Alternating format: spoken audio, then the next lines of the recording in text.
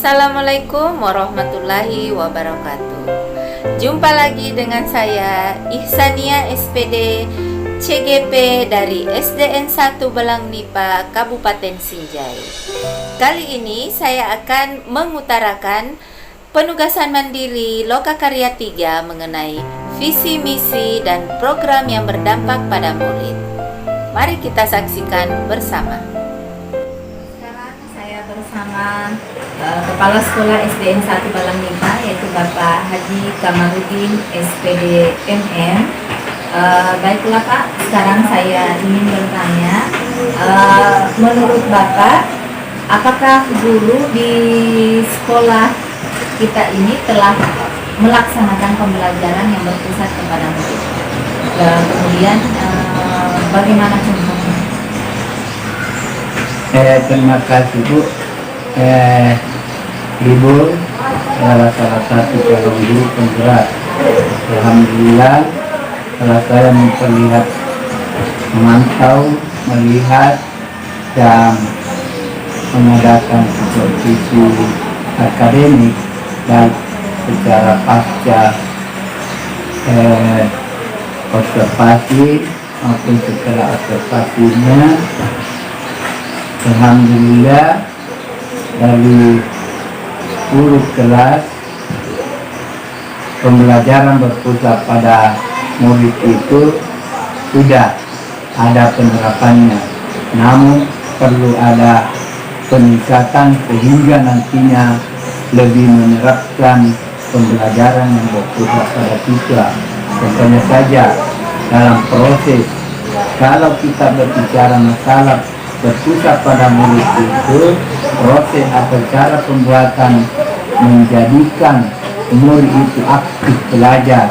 Sementara di dalam kegiatan pembelajaran yang telah dilaksanakan oleh guru, itu siswanya aktif belajar dengan selalu mempertimbangkan hal positif pada diri siswa yang akan belajar.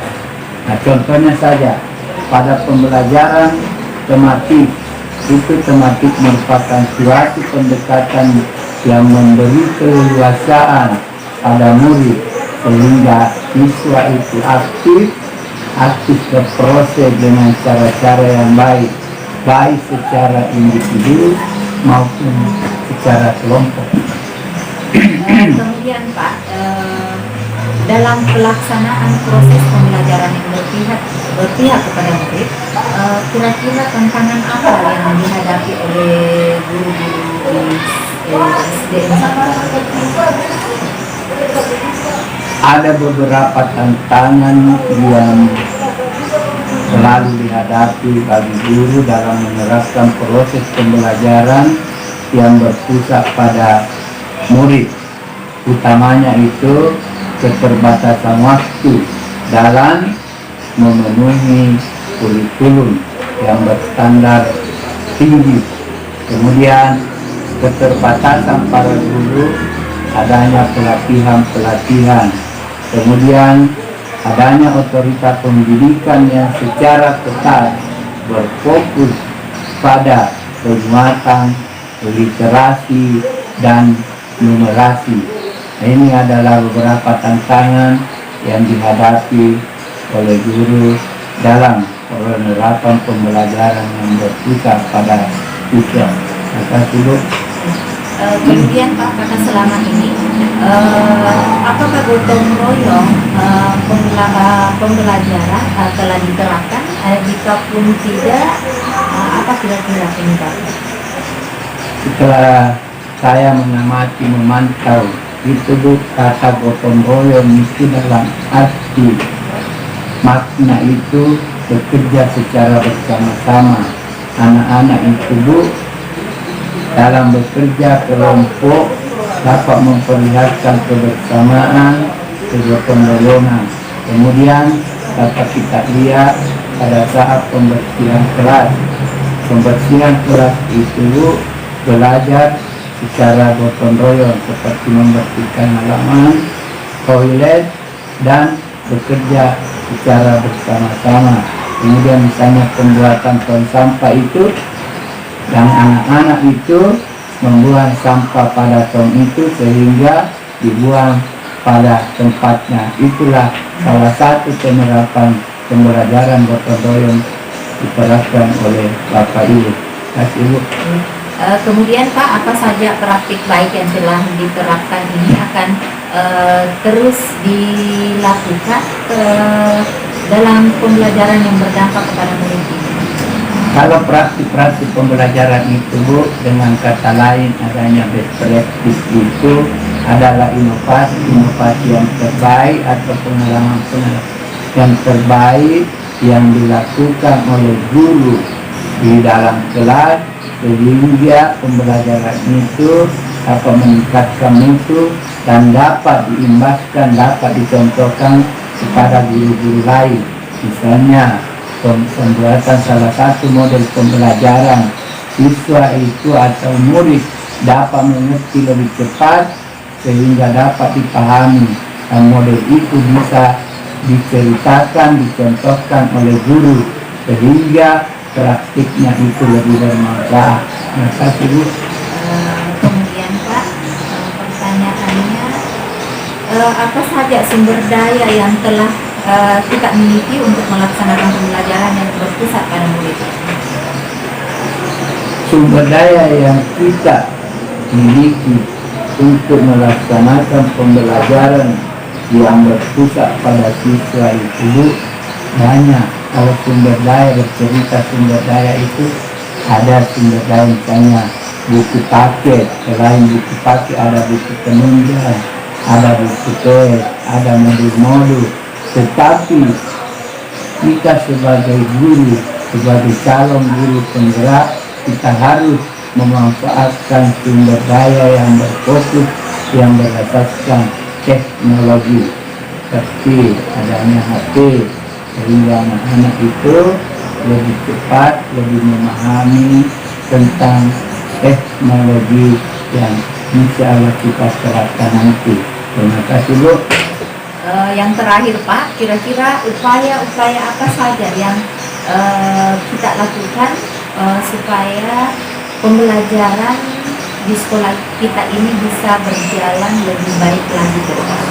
Pertama upaya itu kita pertama tanamkan disiplin, baik disiplin prosesnya, disiplin administrasinya, sehingga salah satu upaya untuk meningkatkan proses pembelajaran di kelas itulah disiplin administrasi, sehingga ada pemberitahuan pelaksanaan supervisi akademik baik secara pasca observasi maupun proses observasi di dalam kelas, sehingga ada analisis kesalahan yang dilaksanakan oleh guru dan diberi umpan balik dan ditindaklanjuti.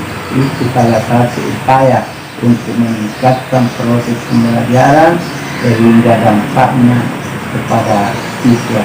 Terima kasih Bu.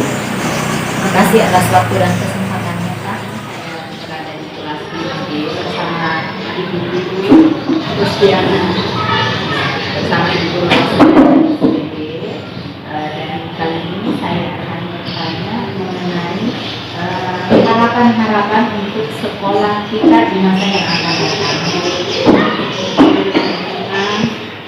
Untuk harapan ke depannya, saya sebagai guru untuk mengajar ya tentunya harus dilengkapi dengan fasilitas-fasilitas yang mendukung, yang bisa mengikuti sekarang program Merdeka Belajar, seperti teknologi-teknologi yang harus anak-anak tahu juga. Ya, hanya melalui pembelajaran kita harus kita menggunakan juga fasilitas-fasilitas, misalnya LCD atau handphone, laptop, itu yang seharusnya ada di kelas, ya, supaya untuk berita atau pembelajaran kita tidak ketinggalan di kelas. Sekarang juga teknologi, ya, jadi artinya mungkin adalah sarana dan prasarana, betul sekali. Itu yang penting. dengan cara yang harus kita lengkapi karena harus kita ikut dengan pembelajaran yang sekarang. Masih banyak yang saya bersama teman sejawat di sekolah yang bernama Ibu Andi Hadijah. Ibu Andi Hadijah, di sini saya ingin bertanya, selama pembelajaran, proses pembelajaran selama ini, pembelajaran yang berpusat kepada murid, apa tantangan dan usaha yang selama ini dihadapi dalam proses pembelajaran yang berpusat pada siswa? Assalamualaikum warahmatullahi wabarakatuh. Baik, saya akan mencoba menjawab pertanyaan yang diberikan oleh Ibu Iksania tentang apa tantangan saya dalam pembelajaran berpusat pada anak atau siswa. Di sini selama pengalaman saya mengajar sebagai guru kelas, tantangan yang saya hadapi itu ada dua. Satu, pertama, di mana siswa yang saya hadapi itu memiliki minat dan karakteristik yang beragam atau heterogenik, sehingga saya sulit untuk menentukan bagaimana siswa itu menghadapinya. Misalnya, ada siswa memang senang dipuji, ada siswa ingin selalu diperhatikan, sedangkan siswa lain perlu juga mendapat perhatian. Sedangkan siswa ini jika tidak diperhatikan, dia akan merasa tidak dipeduli, akhirnya merasa kecewa. Nah, inilah menyebabkan dia kurang semangatnya untuk belajar. Dan yang kedua, tantangan kedua adalah di mana minat dan bakat anak itu juga berbeda-beda. Ini untuk menentukan minat bakat anak, apalagi kalau minat dan bakat anak ini terpendam, tidak kelihatan, inilah yang sulit bagi saya untuk menyalurkan minat dan bakatnya untuk dalam proses pembelajaran, karena dia itu tidak banyak bicara, dia diam, tapi tetap berkelakuan baik.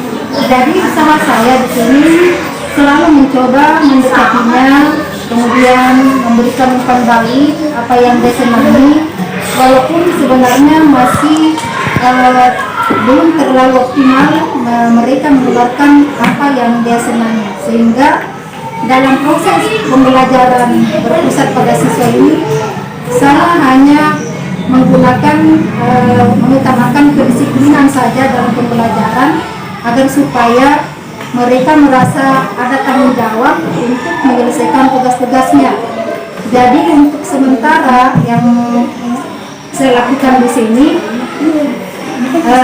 memberikan tugas yang beragam kepada anak-anak sesuai dengan bakatnya, walaupun sebenarnya bakat itu belum muncul, belum optimal, tapi sampai disitulah saya punya usaha agar supaya saya bisa menyalurkan bakat anak itu dengan tepat. Karena apabila bakat anak itu yang tidak tersalur dengan tepat, mereka akan agresif, melawan, dan bahkan tidak mengikuti tata tertib sekolah. Dengan bantuan teman sejawat, di sinilah saya merasa termotivasi untuk memberikan bantuan juga kepada siswa yang mengalami kendala-kendala sesuai dengan tantangan yang saya hadapi. Terima kasih banyak Ibu Andi Hadijah atas kesempatan kamu. Sekarang saya bersama dengan Ibu Almarni SPD. Ibu ini merupakan teman sejawat saya di SD 1 Balangmuka, dan Ibu Almarni merupakan wali kelas dari 6A. Begini Bu Almarni, saya ingin bertanya, upaya-upaya apa yang Ibu lakukan supaya proses pembelajaran bisa lebih baik lagi ke depannya? Sebenarnya upaya-upayanya itu banyak sekali. Ada pembelajaran sangat bagi saya perhatikan, yaitu adalah salah satunya pembinaan kesehatan. Kenapa saya katakan dari kesehatan yang harus kita perhatikan? Bila mana kita tidak sehat, maka proses pembelajaran dan pengajaran itu tidak bisa berjalan dengan baik. Manakala seorang guru itu tidak sehat, ya tidak sehat, maka dia pasti tidak bergairah untuk mengajar di kelas dengan baik pula. Begitu pula dengan anak-anak itu sendiri. Jadi memang yang pertama saya sampaikan kepada anak saya, makanlah secukupnya, menjadi sehat. Anak-anakku sehat, guru sehat, alhamdulillah kita belajar, proses belajar itu sehat. Kemudian masih ada lagi, yaitu tentang bagaimana seorang guru itu mengajar dengan menggunakan Al-Quran. Saya rasa itu sangat penting. Mengapa saya katakan demikian? Karena kebanyakan sekarang guru itu dia tidak peduli dengan adanya alat peraga. Karena adanya buku dia selalu memicu, dia selalu mengharapkan buku, hanya di buku saja. Tetapi ya fokus ke buku. Tetapi seorang guru itu harus betul-betul perhatikan bagaimana kita mengajar besok alat peraga apa yang sesuai dengan pelajaran kita.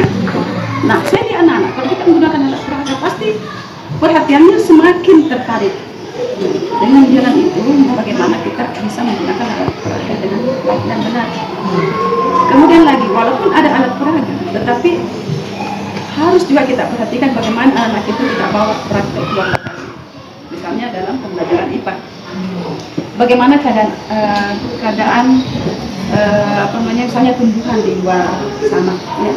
Jadi meskipun kita memperlihatkan gambar di materi-materinya tentang tumbuhan itu, kalau kita tidak memperlihatkan di benda nyatanya, lalu juga kurang paham. Mengapa saya katakan demikian? Karena mungkin anak-anak tahu bahwa ini namanya tumbuhan ini, kan beda gambar dengan kenyataan. Kalau dia melihat bahwa gambarnya seperti ini, oh iya bu, kalau ditanya oh iya bu, setelah kita bawa keluar disuruh mencari yang mana tadi tumbuhan yang sama di gambar itu. Coba cari, anak-anak bisa cari seperti ini. Oh tidak ada bu, tidak ada samanya itu. Mungkin saja gambar itu beda, gambar itu dengan di kenyataan. Maka anak-anak lebih tertarik lagi untuk mencari mana tadi yang seperti gambar itu. Kita akan bawa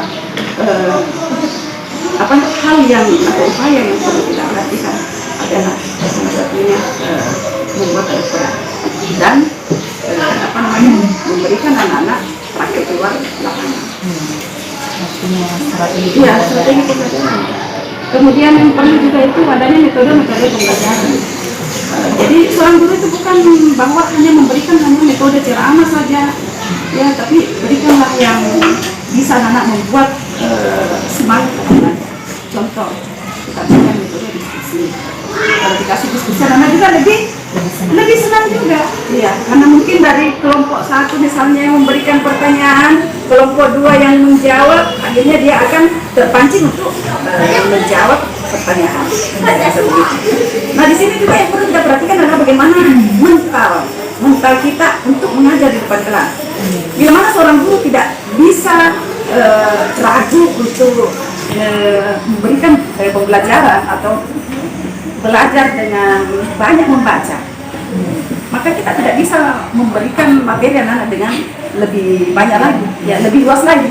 Karena guru itu memang harus belajar juga, bukan cuma sistem belajar, tapi guru juga harus belajar. Saya rasa jadi mental juga harus kita perkuat untuk tampil di depan. Kesiapan segala sesuatu yang harus perlu kita siapkan.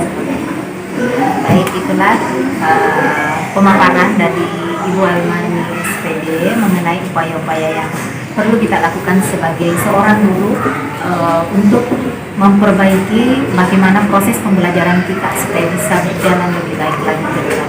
Terima kasih Ibu Almani. Untuk mendukung proses belajar mengajar di SD Sari Palatiga.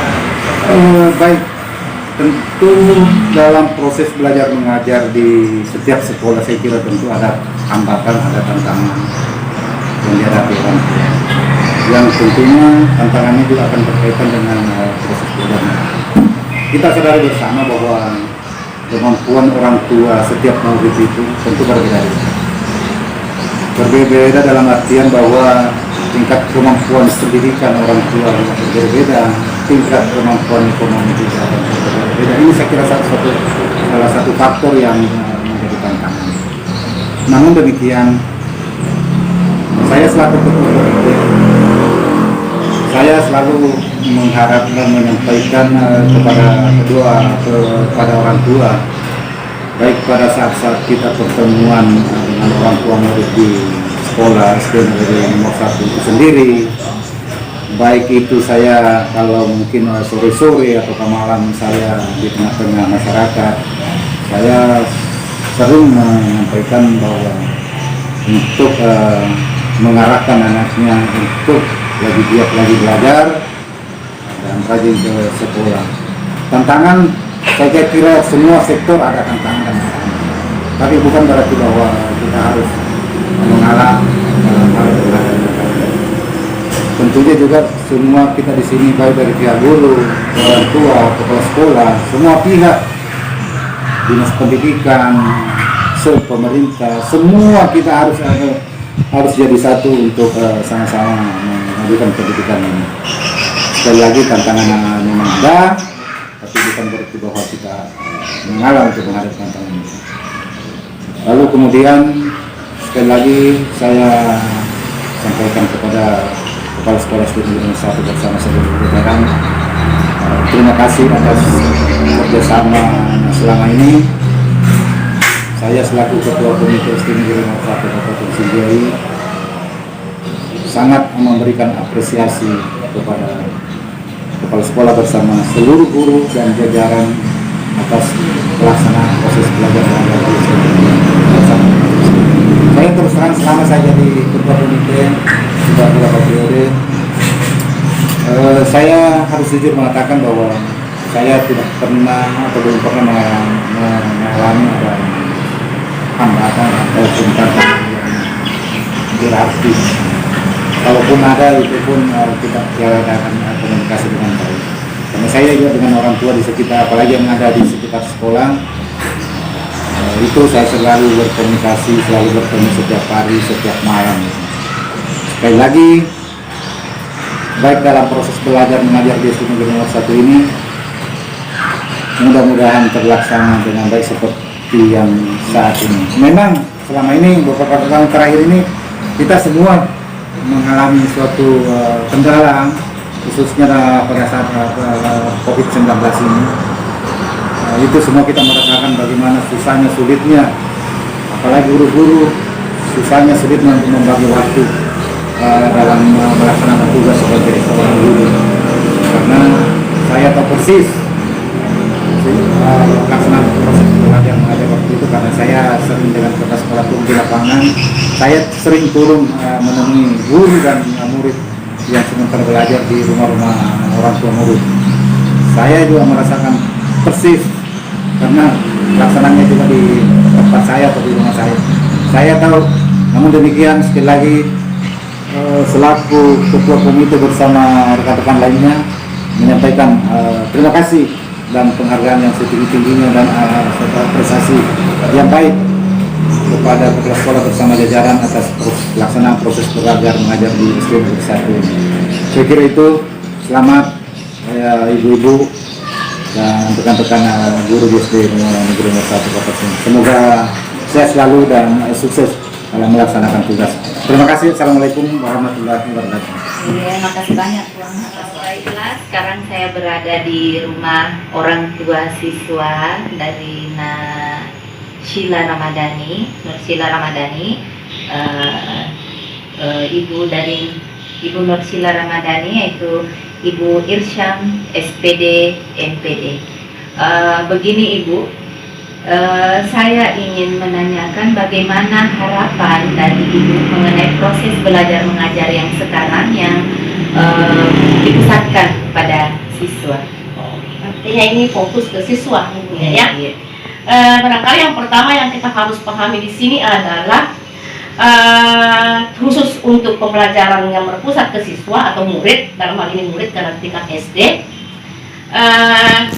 siswa diharapkan berpartisipasi aktif dalam artian ditantang untuk memiliki daya kritis dengan tujuan anak kita ini mampu menganalisis dan memecahkan masalahnya sendiri. Apa yang mendukung?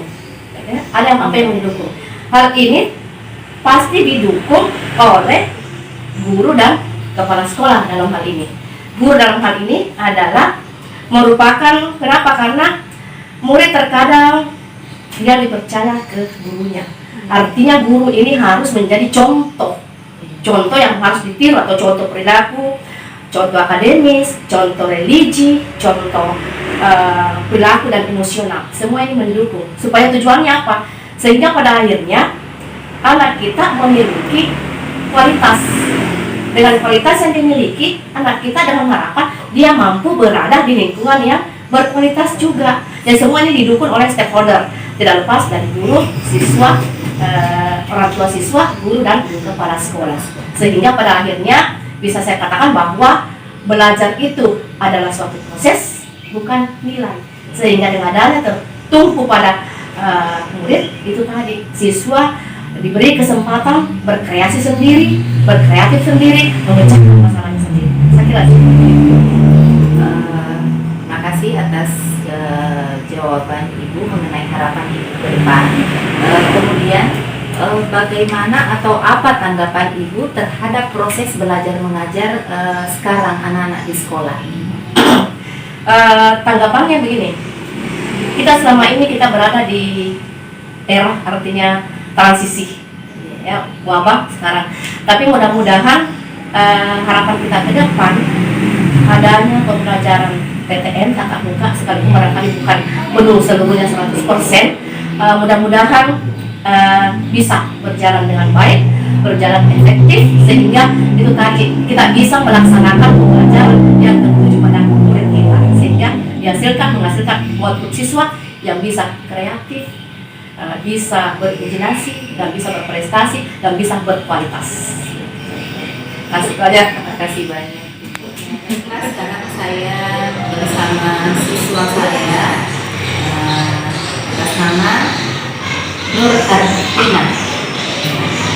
Sekarang Nur Artina, Ibu ingin bertanya, kira-kira apakah yang mesti Ibu lakukan supaya pembelajaran yang diberikan bisa lebih maksimal, supaya kalian di dalam belajar bisa lebih senang.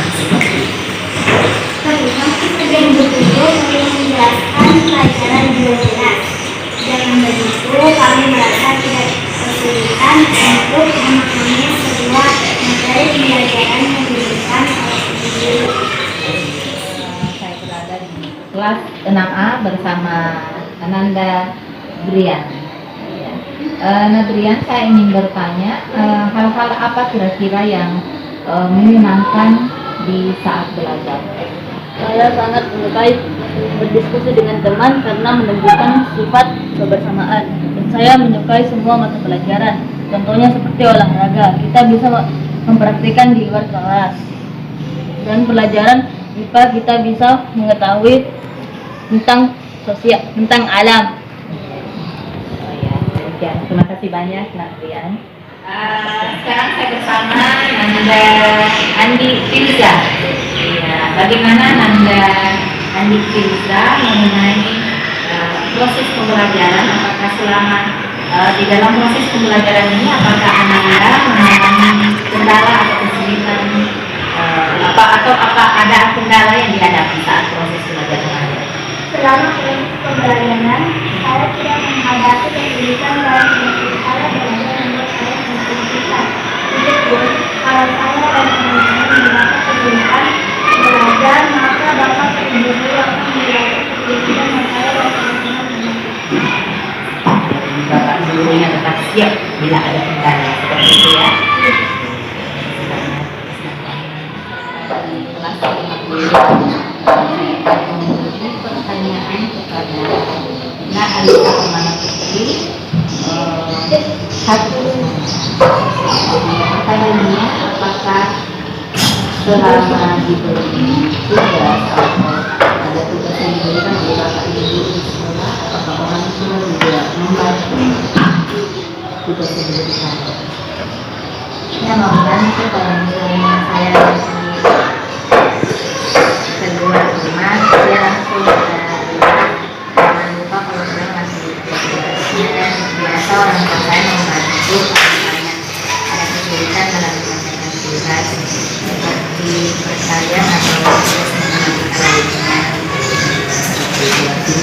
berada di luar selalu tetap memberi atau mengingatkan bahwa tugasnya harus diselesaikan seperti itu.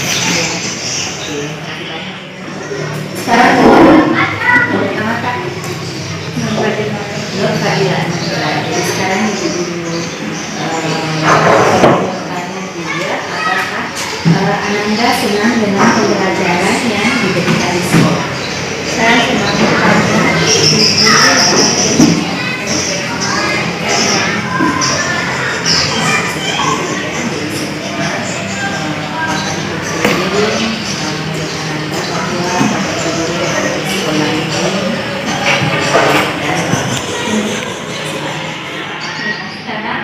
Anissa Awalia Putri, bagaimana selama proses pembelajaran apakah anak dapat apakah ada kesulitan di saat proses pembelajaran? Selama ini proses pembelajaran kita ada kesulitan, maka saya dan teman-teman saya akan menjelaskan kepada Bapak Ibu guru. Dapat dijelaskan kembali bila ada kendala atau kesulitan yang dihadapi. Kelas 6A bersama anak Lutfia, dia siswa di kelas 6 ini, dan pada hari ini saya ingin bertanya pada anak Lutfia bagaimana apakah ada hal-hal yang menyenangkan di dalam proses belajar mengajar, apa hal-hal yang menyenangkan yang Nak Lutfia rasakan selama belajar? Menurut saya, hal yang menyenangkan saat belajar di sekolah, bangga menjadi pemimpin upacara, bangga bisa berdiskusi bersama, dan bangga mendapatkan ilmu yang Dia merasa bahwa pembelajaran di sekolah bisa bekerja sama dengan teman, kemudian adanya guru yang menyenangkan juga. Ya, seperti itu ya. Makasih banyak Nak Lutfia atas kesempatan. Baik, sekarang saya berada di kelas 5A bersama Naban Zatilipur. Naban Zatilipur, apakah di dalam proses pembelajaran selama ini kesulitan-kesulitan apa yang kamu hadapi? Ya.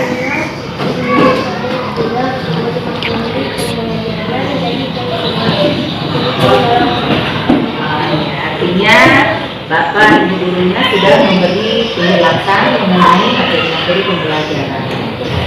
Oke, sekarang saya berada di kelas 4D bersama dengan Silviana. Sekarang Silviana, saya ingin bertanya bagaimana, apakah selama proses pembelajaran apakah ada kesulitan yang Silviana hadapi di dalam belajar? selama proses pembelajaran saya tidak menghadapi kesulitan apapun dan belajar adalah